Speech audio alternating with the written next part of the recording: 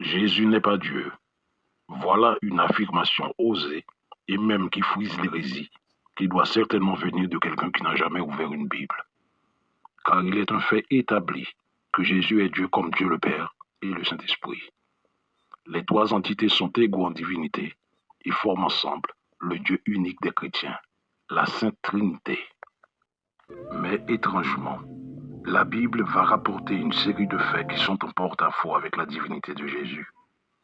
Dieu reconnaît que Jésus est son Fils unique, le premier-né de sa création. Jésus lui-même n'a jamais affirmé qu'il était le Dieu tout-puissant à l'égal du Père.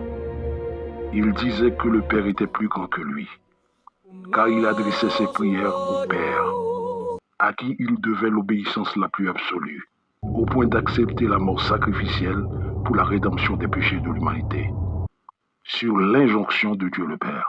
Alors, si tant que vous croyez que Jésus est Dieu, on va faire un petit exercice ensemble. Prenons le cas de Jésus qui est resté au ciel et a envoyé Dieu le Père s'incarner sur la terre pour souffrir la mort infâme de la croix. Et Dieu le Père, qui supplie le Fils de lui épargner, si c'est possible, la coupe amère de la douleur, non pas comme lui il le veut, mais en toute chose que la volonté du Fils se fasse. Si vous avez le courage de rendre cette comparaison possible, j'admets pour une fois que je suis passé à côté. On va regarder plus loin.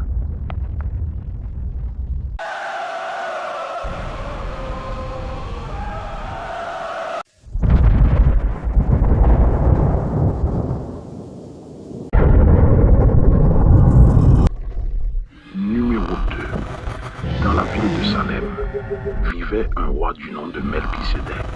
Il ne possédait aucune généalogie. Il n'avait ni père ni mère, ni commencement de vie ni fin de jour. Voilà la définition typique du Dieu universel, qui n'a pas été engendré par quiconque et qui ne doit son existence qu'à lui-même. Il est de toute éternité. Le roi Melchisédek n'était pas un ennemi du Dieu d'Israël, car son serviteur Abraham lui a remis la dîme en son nom. Maintenant, j'ai deux questions. Lequel de Jésus ou de Melchisédek est plus grand? Quand on se rappelle que Dieu n'a pas créé Melchisédek, et pourtant, c'est Jésus qui sera élu pour faire partie de la Sainte Trinité. Il devient du même coup le Fils unique de Dieu, ce qui n'était pas le cas avant. Si on veut bien se rappeler l'épisode des fils débauchés de Dieu qui sont descendus du ciel pour s'accoupler avec les fils terrestres. Numéro 3. Suivant la chronologie biblique, Jésus est né 4000 ans après Adam. Il est désigné comme étant le rédempteur de l'humanité pécheresse grâce au sacrifice de son sang versé à la croix. Quiconque ne confesse pas que Jésus est son sauveur sera condamné lors du jugement dernier. Comment va-t-on juger les milliers de générations qui ont foulé la terre avant Jésus? Plus près de nous, Alexandre le Grand a vécu 300 ans avant Jésus. Aujourd'hui encore, des peuples entiers n'ont jamais entendu prononcer ce nom.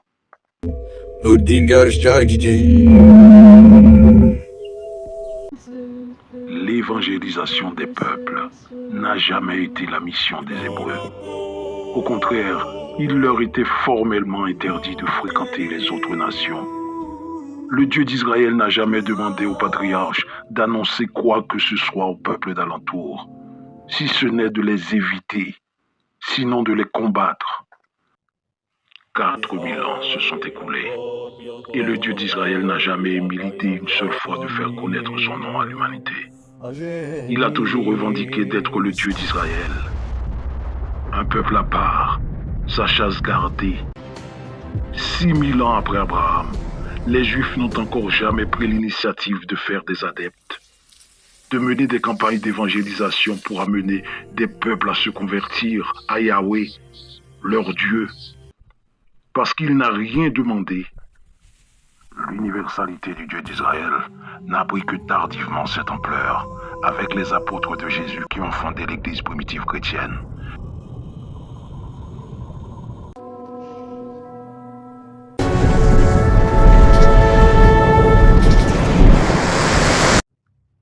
Le Dieu unique trinitaire est une interprétation de la théologie. Dieu n'a pas seulement parlé en son nom propre, mais il insiste de façon claire, nette et précise qu'il n'y a de divinité que lui seul, et son nom est Yahvé. Avant lui, il n'y a pas de Dieu, près de lui, il n'y a pas de Dieu, et après lui, il n'y en aura point. Dans tout l'Ancien Testament, l'idée de la Trinité n'a jamais été évoquée, ne serait-ce que tacitement. Quand Dieu dit « faisons l'homme à notre image » pour créer Adam, les critiques disent « voilà la preuve que Dieu n'était pas seul ». Les pasteurs comprennent au contraire que Dieu s'adressait à lui-même. Quand la Bible hébraïque parle des Elohim qui ont créé le monde, Elohim qui se traduit par les dieux, dont le singulier est El, la théologie nous apprend qu'il s'agit là d'un pluriel de politesse pour désigner le Dieu unique. Mais aussi paradoxal que cela puisse paraître, ils ne lâchent pas l'affaire. Ils tiennent toujours pour acquis que trois entités distinctes forment le Dieu unique sous l'appellation de Sainte Trinité. Venez avec moi si vous le voulez bien. On va aller à la source pour tenter ensemble de décortiquer ce tambourglio, car il y a là de quoi nous faire des nœuds au cerveau. Tout va se jouer dans les deux parties de la Bible, appelées l'Ancien et le Nouveau Testament.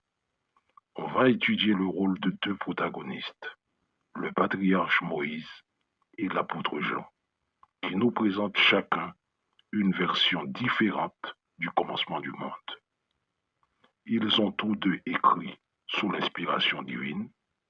Moïse rapporte en Genèse, au commencement, Dieu créa les cieux et la terre.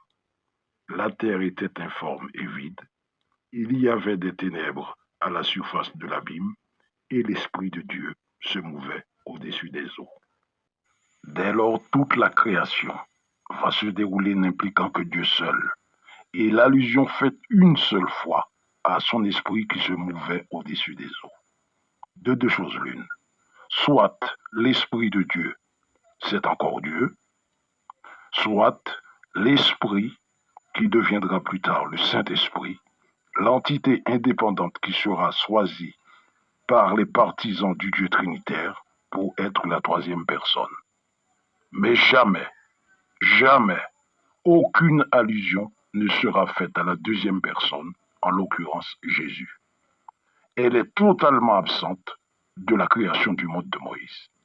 Voilà maintenant comment l'apôtre Jean rapporte la création du monde. Au commencement était la parole, et la parole était avec Dieu, et la parole était Dieu. Elle était au commencement avec Dieu. Toutes choses ont été faites par elle, et rien de ce qui a été fait n'a été fait sans elle. En elle était la vie, et la vie était la lumière des hommes.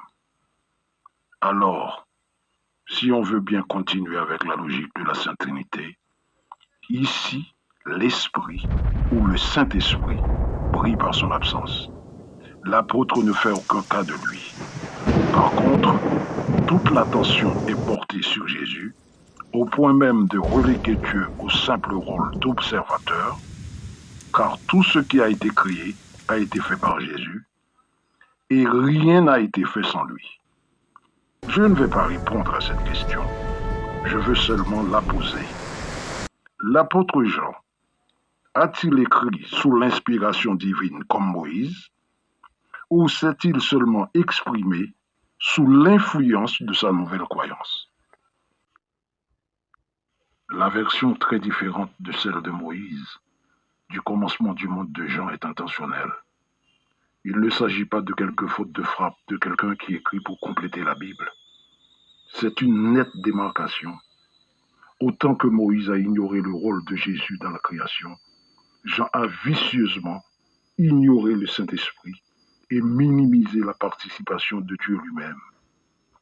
Quand j'ai parlé plus haut de deux protagonistes, le terme n'était pas trop fort. L'apôtre Jean va s'attaquer à Moïse, dont il va réfuter le face-à-face qu'il a eu avec Dieu, lui parlant comme un homme parle à son ami. et minimiser le rôle sans précédent joué par le patriarche dans le judaïsme. Dans Jean chapitre 1, 17 à 18, Jean dit que la loi a été donnée par Moïse, mais la grâce et la vérité sont venues par Jésus-Christ. Personne n'a jamais vu Dieu. Seul Jésus nous l'a fait connaître. C'était une déclaration de guerre contre les Juifs, dont toute l'histoire et la croyance sont centrées sur Abraham et Moïse. En résumé, voilà les deux versions incomplètes de la création du monde, où à chaque fois, il en manque un membre de la Sainte Trinité.